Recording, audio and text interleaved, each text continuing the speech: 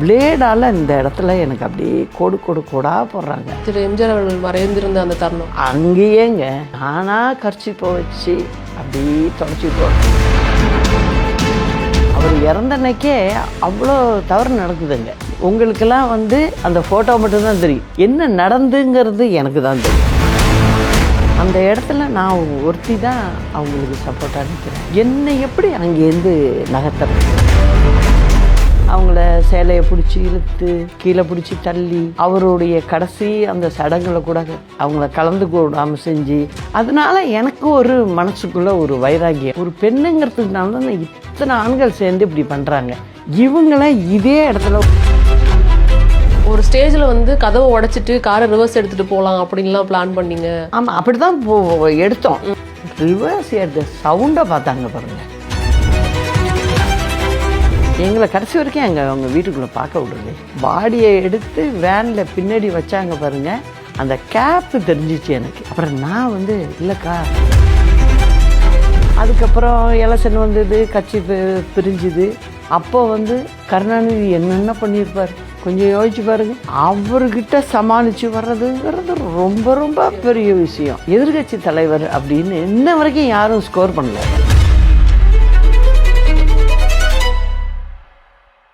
Ma'am இவ்வளோ தூரம் travel பண்ணியிருக்கிறாங்க, எல்லாமே ஓகே.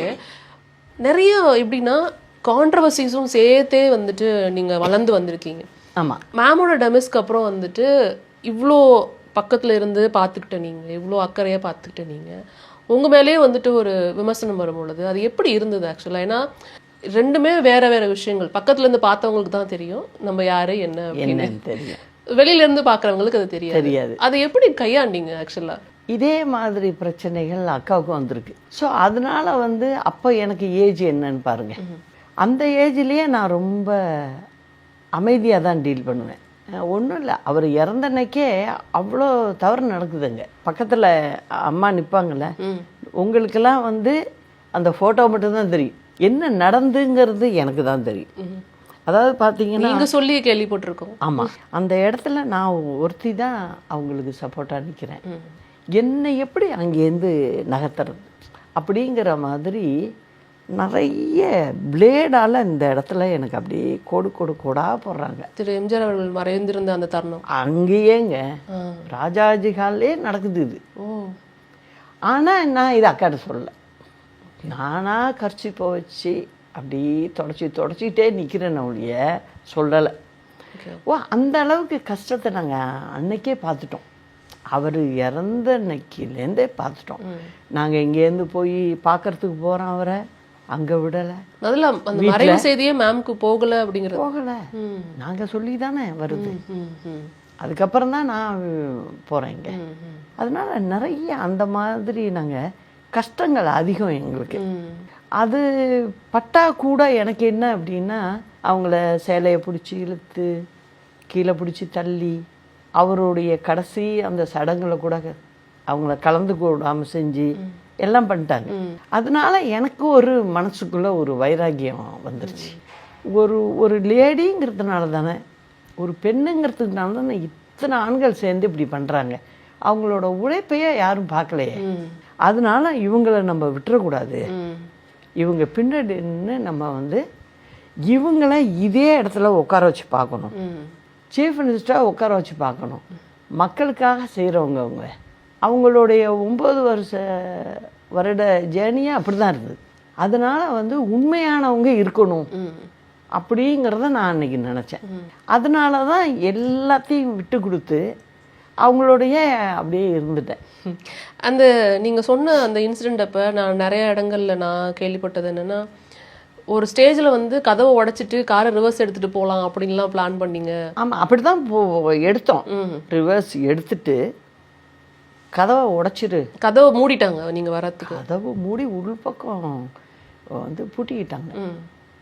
சொன்னோடனே நான் திரும்ப மரியாதையாக கேட்குறோம், விடுங்கப்பா, தலைவரை பார்க்கணுங்கிறாங்க அம்மா, கொஞ்சம் விடுங்கன்றோம். கதவே திறக்கலை. அப்புறம் வெளியில் என்ன போலீஸ் ஆஃபீஸர் அம்மா அலோவ் பண்ண வேணான்னு சொல்லியிருக்காங்க, நாங்கள் என்ன பண்ணட்டும் அப்படின்னா, உடனே என்ன பண்ணோம், அவர் டியூட்டி அதனால் அவர் அதை தான் சொல்ல முடியும் எங்ககிட்ட. சரி, எங்கள் டிரைவர்கிட்ட சொன்னோம். சித்தார்த்தன்னு பேர் அந்த டிரைவர். சித்தார்த்தன் ரிவர்ஸ் எடு, உள்ளார உடச்சிட்டு போ, நான் தான் சொன்னது அப்படின்னு சொல்லிட்டு அங்கே 2-3 ஃபைல் இருந்தது. அவன் அதுக்குள்ளே பையன் சொல்லிட்டான், கண்ணாடியை இறக்கிடுங்கம்மா அப்படின்ட்டான். அக்கா சைடு என் சைடும் கண்ணாடி இறக்கிட்டோம். நாங்கள் இறக்கிட்டு நாங்கள் ரிவர்ஸ் எடுத்த சவுண்டை பார்த்தாங்க பாருங்கள், தானாக கதவு திறந்தது. அதுக்கப்புறம் உள்ளார போனோம். அங்கே வந்து ரஜினிகாந்த் அண்ணன்னாருங்க. அப்புறம் எங்கள் முன்னாள் அமைச்சர் வந்து ராஜாராம் பண்ணார் அந்த போர்ட்டிகோவில். நான் அவங்க 2 பேரை தான் பார்த்தேன். அப்போ அவங்க 2 பேரும் சொன்னாங்க, வந்து இவர் அண்ணா வந்து நல்லா சத்தமாக சொன்னார் ரஜினிகாந்த் அண்ணன், பா பாவம்ப்பா அந்த அம்மா, விடுங்கப்பா விடுங்கப்பா அப்படின்னு சொல்கிறாரு. எங்கள் மந்திரியாக இருந்தவரும் சொல்கிறார், அவங்க ரொம்ப கட்சிக்காக உழைச்சிருக்காங்கப்பா, அவங்கள பார்க்க விடாமல் என்னப்பா பண்ணுறீங்க அப்படின்லாம் சொன்னார். ஆனாலும் எங்களை கடைசி வரைக்கும் அவங்க வீட்டுக்குள்ளே பார்க்க விடலை. பாடியை எடுத்து வேனில் பின்னாடி வச்சாங்க பாருங்க, அந்த கேப்பு தெரிஞ்சிச்சு எனக்கு, அப்படியே லைட்டாக பறந்துது.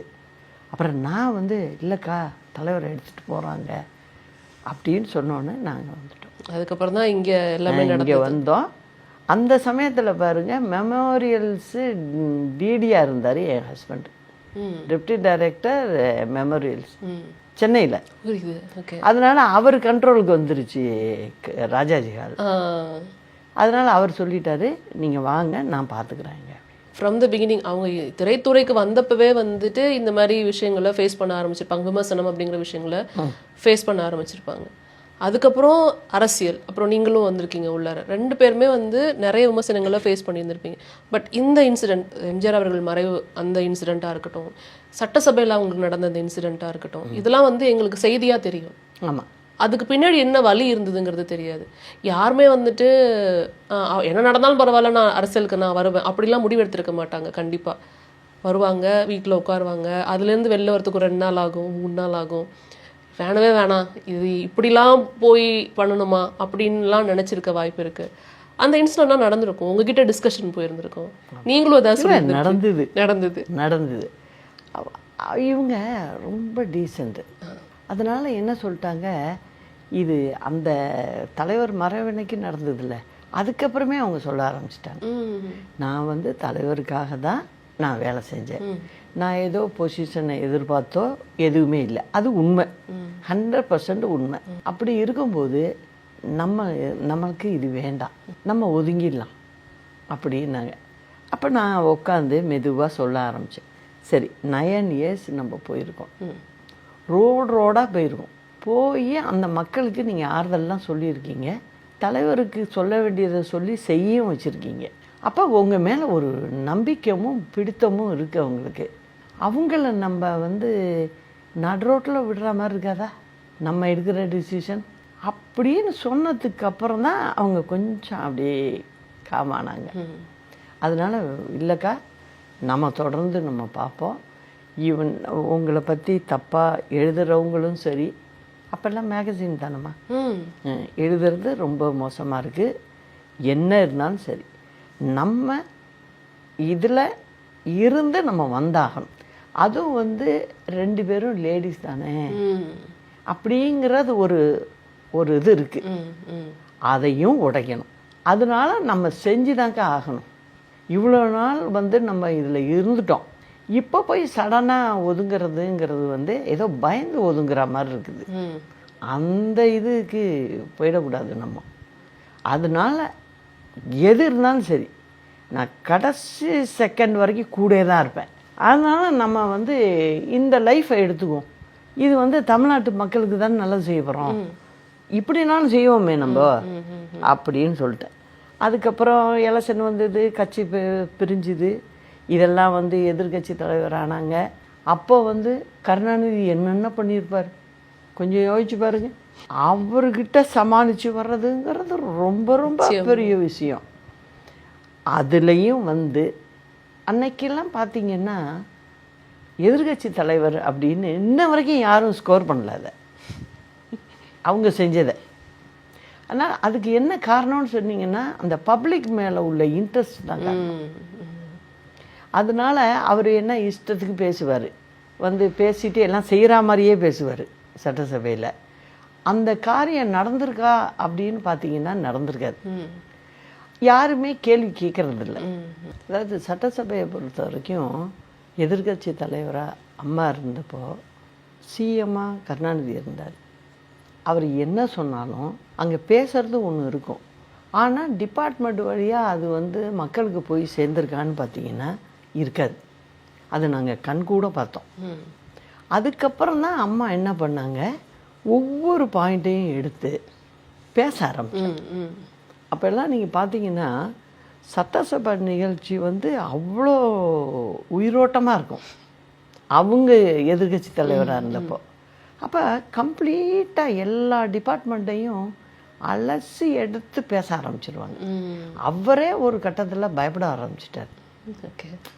ஸோ அந்த மாதிரி தான் நிலமை இருந்தது. அதுக்கப்புறம் திரும்ப தேர்தல் வந்தது, அம்மா வெற்றி பெற்று சிஎம் ஆனாங்க.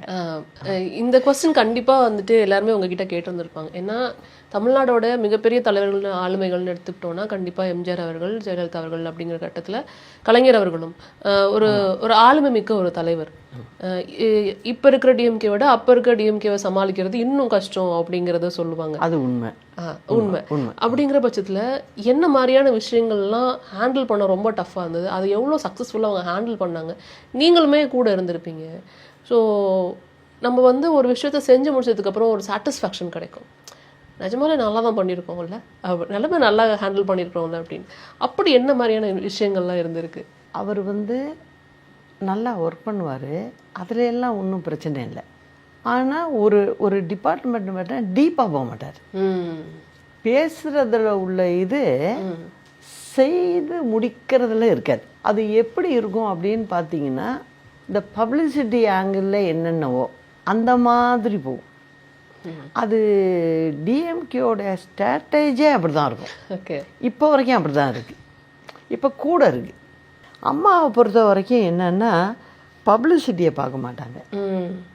நீங்கள் அவங்க கடந்து வந்த பாதையை பார்த்தீங்கன்னாவே தெரியும்.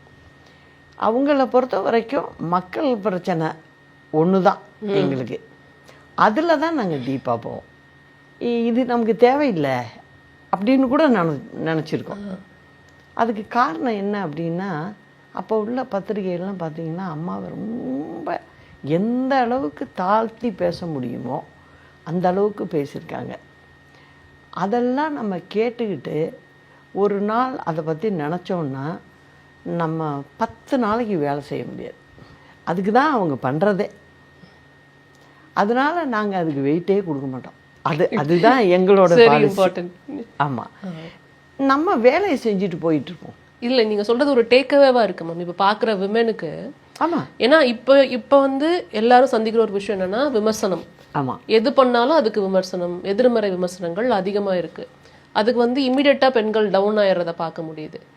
அது நீங்கள் சொல்லும்போது அதுக்கு நாங்கள் வந்து வெயிட்டே கொடுக்க மாட்டோம் அப்படின்னு சொல்லும் போது அதுதான் அதை தான் செய்யணும். அது குறிப்பாக பெண்கள் வந்து அதை செய்யணும். இல்லைன்னா அவங்க வந்து சாதிக்கிறது ரொம்ப கொஸ்டின் மார்க் ஆகிடும், கேள்விக்குறியாகும்.